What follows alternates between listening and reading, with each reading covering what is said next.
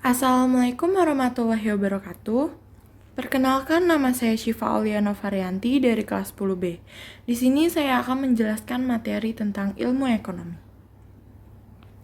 Menurut Paul A. Samuelson, ilmu ekonomi adalah studi tentang cara orang-orang dan masyarakat membuat pilihan dengan atau tanpa menggunakan uang. Dalam menggunakan sumber daya produksi yang terbatas tetapi dapat dipergunakan dalam berbagai cara untuk menghasilkan berbagai jenis komoditas dari waktu ke waktu dan mendistribusikannya untuk keperluan konsumsi saat ini atau di masa datang kepada berbagai orang atau kelompok dalam masyarakat. Lalu ada pembagian ilmu ekonomi. Pembagian ilmu ekonomi ada ekonomi deskriptif, yaitu berusaha menggambarkan keadaan perekonomian yang sebenarnya terjadi di masyarakat. Contohnya jumlah pengangguran di Indonesia. Yang kedua ada ekonomi terapan, yaitu dipandang sebagai sarana untuk solusi bagi masalah-masalah praktis. Yang ketiga, teori ekonomi, merupakan kumpulan dan hukum ekonomi yang digunakan sebagai dasar melaksanakan kebijakan ekonomi. Di teori ekonomi ini dibagi lagi menjadi dua, yaitu ekonomi makro dan ekonomi mikro. Ekonomi makro yaitu meneliti fenomena ekonomi yang luas seperti tingkat pengangguran, pertumbuhan ekonomi inflasi, dan tingkat harga. Sementara ekonomi mikro mempelajari perilaku individu dan perusahaan dalam membuat keputusan untuk mengalokasikan sumber daya yang terbatas. Selanjutnya ada prinsip dan kegiatan. Prinsip ekonomi adalah dasar berpikir untuk mencapai tujuan tertentu dengan pengorbanan sekecil mungkin.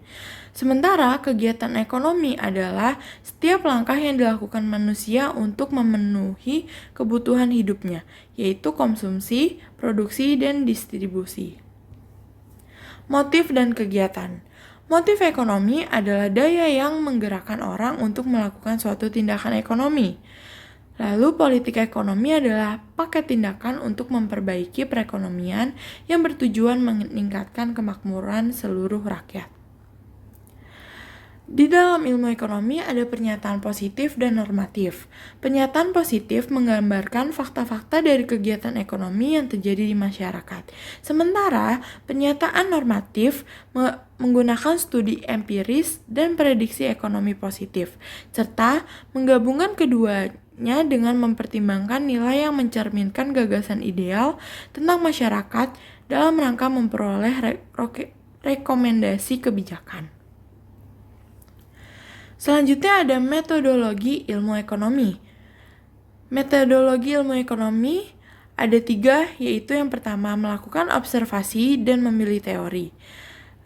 Melakukan observasi dan memilih teori yaitu seorang ekonom mengadakan observasi terhadap fenomena kenaikan harga di suatu negara. Lalu yang kedua, mengidentifikasikan permasalahan serta menentukan variabel dan hipotesis.